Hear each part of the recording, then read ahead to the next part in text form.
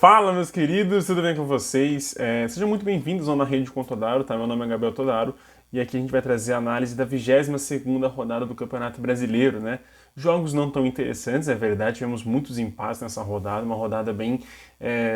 já que a gente vai ter o jogo da seleção, né? Uma rodada acho que quase que final de temporada, né? Não ficou esse sentimento, assim, de título já decidido, né? Zona de rebaixamento já decidida. Pelo menos eu senti esse gostinho aí no final dessa rodada, porque foi uma rodada bem com a velocidade, com a intensidade muito abaixo do que a gente esperava de alguns confrontos, né? Tivemos clássicos, né? E um clássico em específico, né, que está na thumbnail aqui, foi bem deprimente assistir. Mas enfim, vamos começar conversando pelo jogo do sábado, né? Pelos três jogos, perdão, que abriram o sábado, né? O primeiro deles foi em Goiânia, com o jogo entre Goiás e Internacional. Foi um 0x0 muito por culpa do Tadeu, né, goleiro do Goiás, que fez excelentes defesas, conseguiu segurar o zero no placar a favor do Goiás, não deixando o Inter fazer 1x0 numa partida, inclusive, que a zaga do Goiás foi muito abaixo. Né, o desempenho defensivo do Lucas Alter, com algumas falhas grotescas até no primeiro tempo, ressaltou um pouquinho os olhos aqui. Um 0x0 que não é bom para as duas equipes, né, que ambas ficam na parte de baixo e muito próximas da zona de abaixamento. Né? O Goiás, se eu não me engano, o Goiás tem 25 pontos e o Inter tem 26, então eles ficam grudados ali, distantes de 4 pontos, né, da zona de abaixamento, no caso do Goiás, e 5 Internacional. Então tá perto ainda, né, tá flertando com a zona de rebaixamento, mas eu acho que essas duas equipes não vão correr tanto risco. Eu acho que são as 5 ali que estão de baixo que vão correr mais, e a partir do Goiás ali, o desempenho das equipes é até um pouco mais favorável. Também no sábado tivemos o duelo entre Atlético Paranaense e...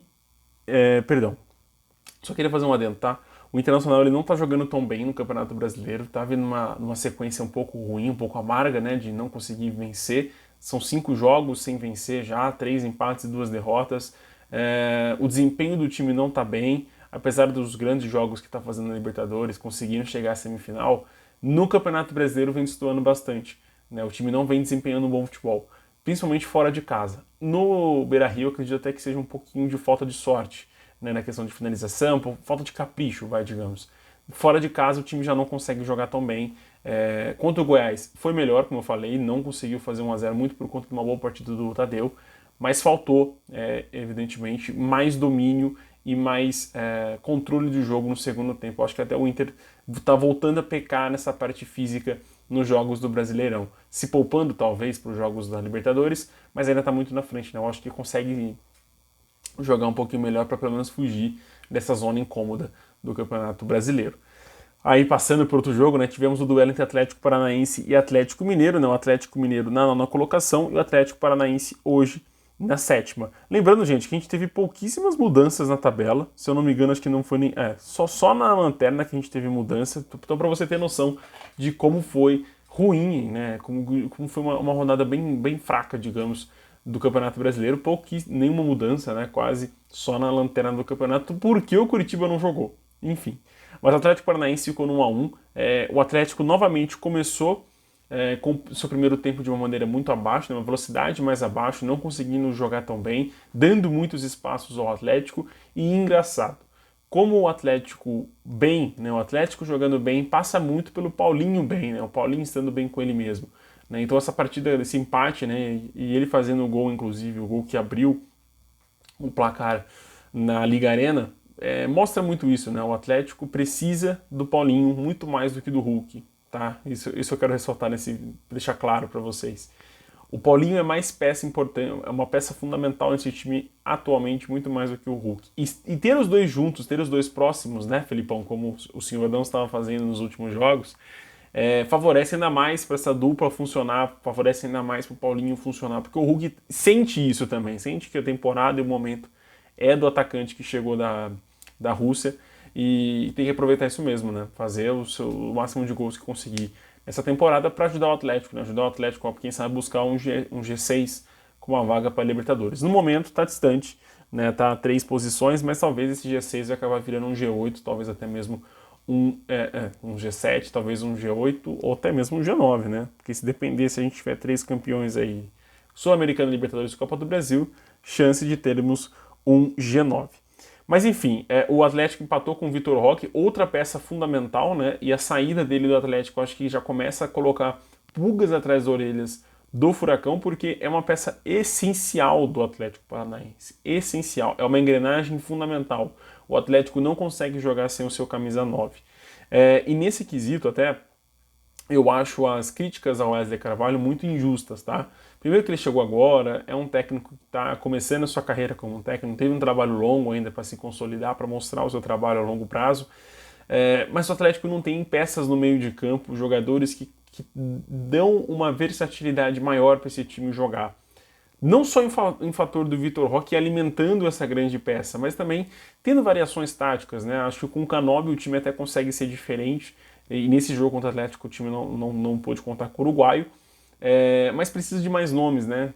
Fugir dos cascudos, né? Thiago Heleno, Fernandinho, Vidal, e procurar outros nomes. O Vitor Bueno começou bem, mas já decaiu também na temporada, então buscar alguns outros nomes para agregar nesse elenco do Atlético Paranaense, que ano após ano, com os olhos voltados para esse celeiro de grandes jogadores, né, que se tornam grandes jogadores, principalmente no gol, vem ficando minguante, né? A gente não consegue ver jogadores se desenvolvendo muito no Atlético Paranaense, né? Desenvolvem um pouco, já são vendidos.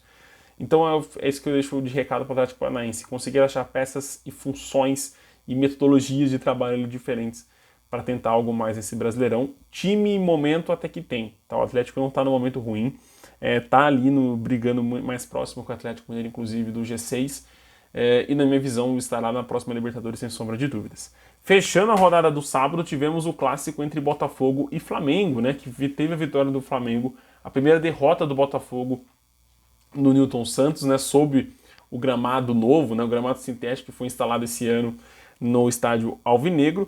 E, cara, foi uma noite que nada deu certo pro Botafogo, no sentido de já começar fazendo um gol contra, né, com o Marlon Freitas.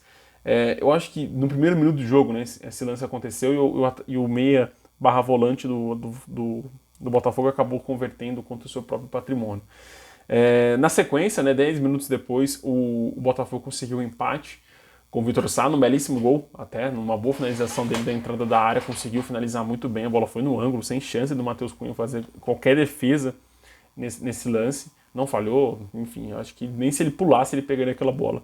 Mas conseguiu reagir rápido, conseguiu empatar, o Botafogo está conseguindo reagir rápido na temporada, né? Apesar dos tropeços e das falhas defensivas que o time vem tendo, o sistema ofensivo, né, meio ofensivo ali, está conseguindo funcionar ainda.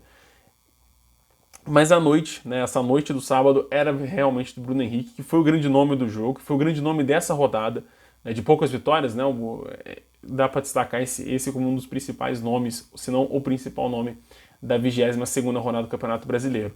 Foi o nome da noite, né, conseguiu criar muitas jogadas, incomodar demais o setor direito ali da defesa do Botafogo. Fez um gol que estava impedido, né? Estava assim realmente muito impedido, mas o Flamengo foi muito criativo, principalmente pelo setor do Bruno Henrique, onde ele teve uma liberdade absurda para passear pelo setor defensivo. Não entendi a escolha do Bruno Lage de não colocar o de Plácido. Tá? Não sei se era lesão, não sei se foi o cartão amarelo, a suspensão, ainda não procurei essa informação, erro meu, perdão, mas enfim, se for por conta disso até perdoável, mas se foi por alguma opção técnica, não vejo o de Plácido pior do que o lateral que jogou, né, contra o Flamengo.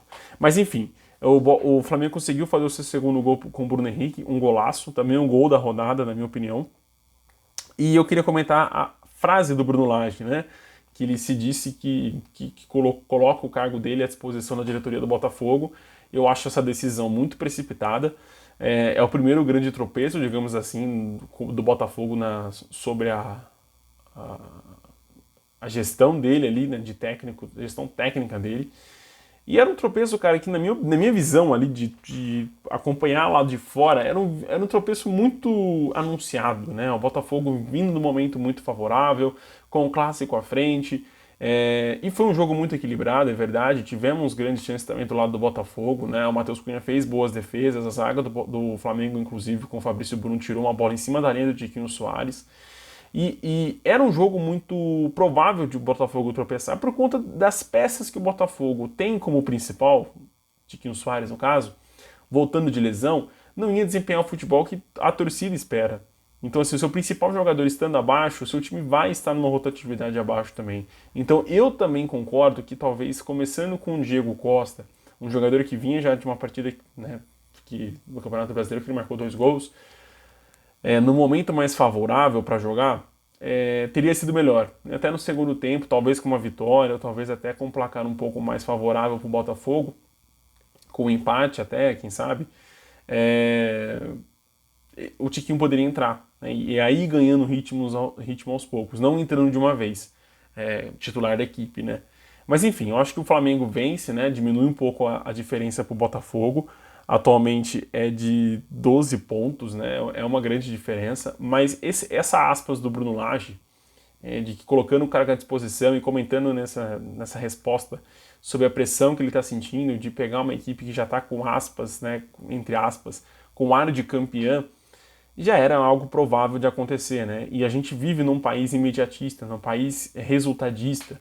Então, se o técnico vem e tem alguns tropeços que ele vem tendo, né, em 5 jogos, empatou 2, perdeu 1 e venceu 2, é óbvio que os holofotes iam voltar para esses tropeços, né? E, na minha visão, são muito equivocados. A torcida do Botafogo não tem que reclamar.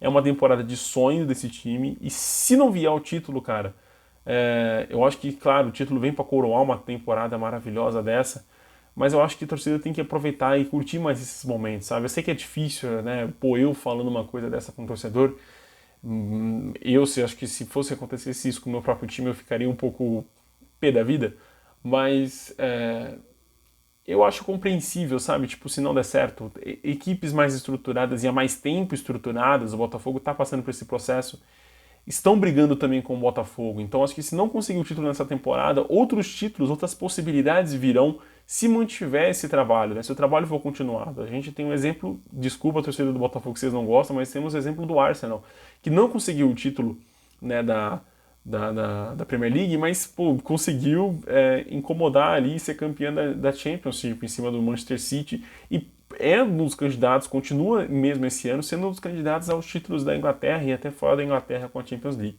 Então assim, eu acho que é cedo para a gente criticar o trabalho do Bruno Lage e é ridículo a gente fazer isso, porque o time está bem, é líder, a vantagem para o segundo colocado ainda é de 10 pontos, então tipo, não tem como fazer tempestade nesse copo d'água, na minha visão. No domingo tivemos o jogo entre Grêmio e Cuiabá, onde o Grêmio venceu, né? Parecia que vendo esse resultado foi uma vitória muito tranquila, mas não foi.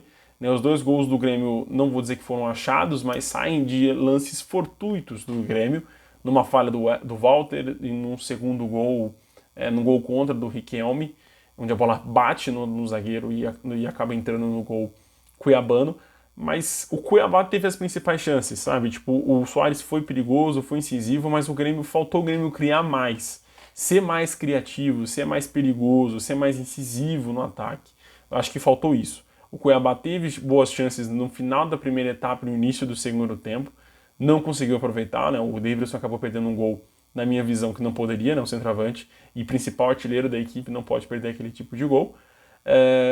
E aos torcedores que estão zoando o Davidson por ter anunciado as táticas, eu acho isso muito impreciso, né? A gente dizer, só se um técnico vier e dizer, estudei o que o Davidson falou e estou usando isso contra ele, acho que isso não vai acontecer. Muito porque o Cuiabá é de oscilar no retorno do Campeonato Brasileiro. Ano passado foi assim, o time brigou, virou o primeiro turno já bem, um pouco próximo da zona de abaixamento, é verdade, mas muito bem de pontuação. E no segundo turno veio capengando, né? Com a chegada do Davidson a coisa melhorou um pouco e o time acabou não caindo, né? Ficou na rebarba. Então fica essa ressalva para o Cuiabá. É um time que começa muito bem e depois acaba decaindo bastante. Óbvio, pelo elenco curto, né? Por essas peças. Então acho que vem muito... É óbvio que é folclórico a gente acreditar que foi por conta do Davidson, mas por enquanto até não ter um técnico que fala, olha, estudei o Davidson e vi o que ele falou e estou usando isso contra ele. Até não ter isso, eu acho tranquilo. Lembrando que o Cuiabá enfrentou o Palmeiras no meio do caminho, enfrentou o Grêmio agora.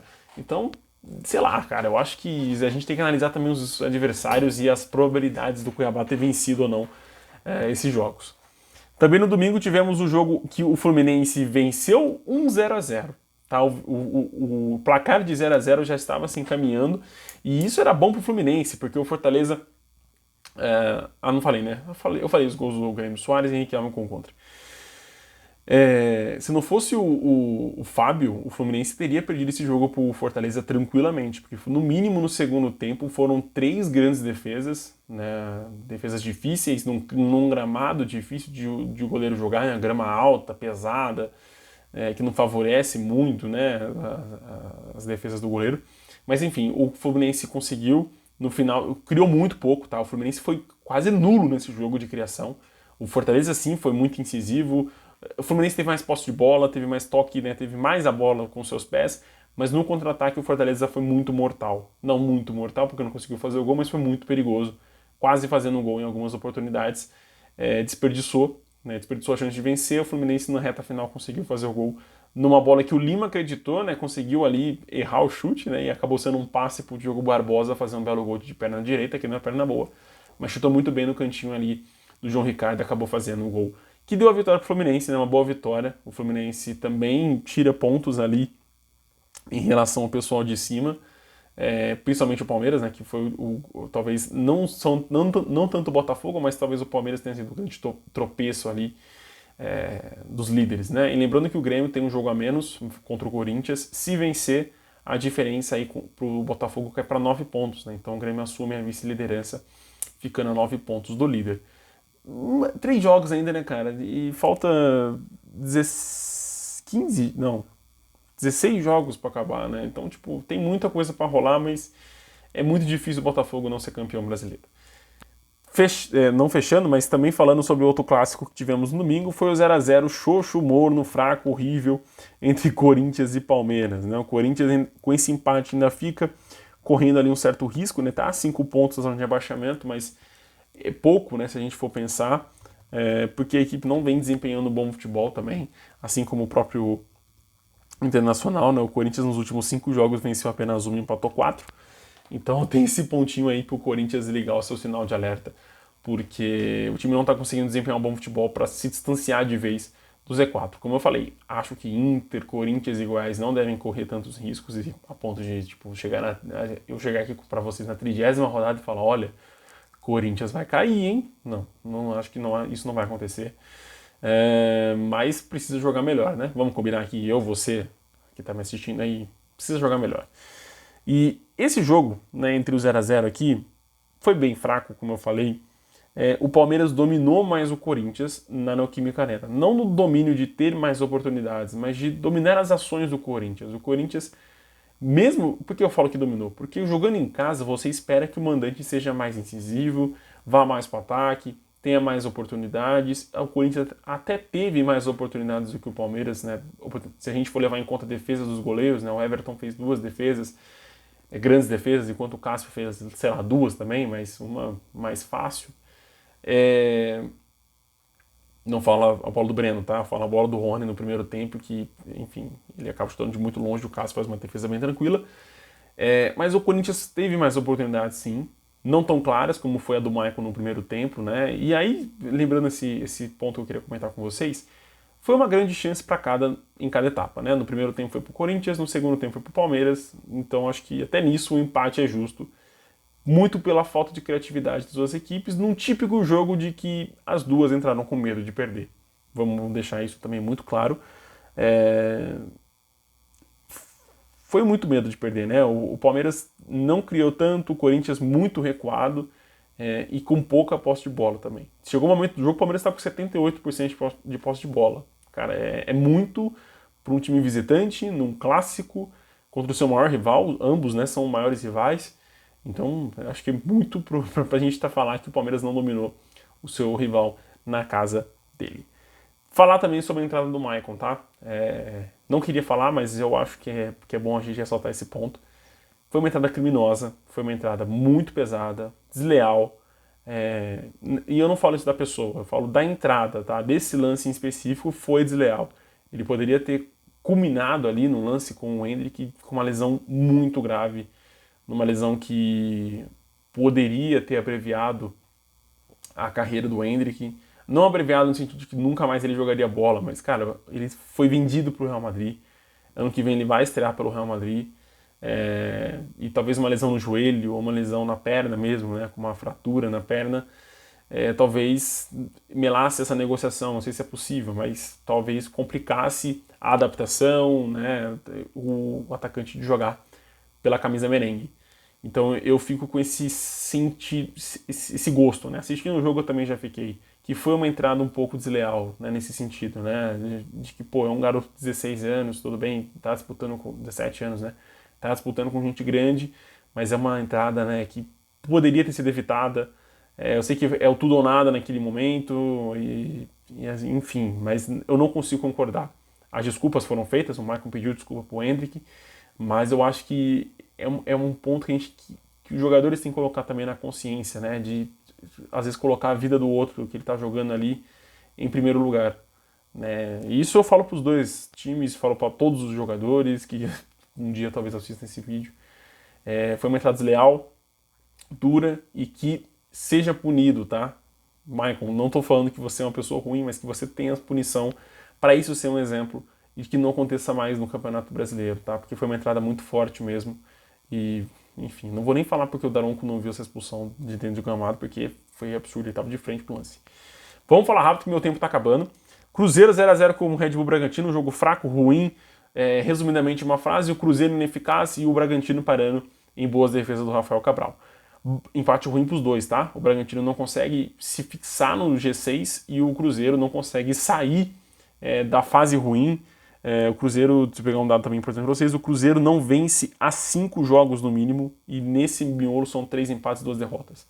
Muito fraco, não consegue criar, é um dos piores ataques do Campeonato Brasileiro e o Red Bull, um dos melhores ataques, com mais efetividade, com mais chances criadas, não conseguiu ultrapassar as boas defesas do Rafael Cabral. Bahia e Vasco, o Bahia começou melhor até o pênalti, né, com o gol do Ademir e depois o pênalti que foi marcado, muito bem marcado, e o Veguete conseguiu fazer o seu gol. E depois do pênalti continua melhor, né?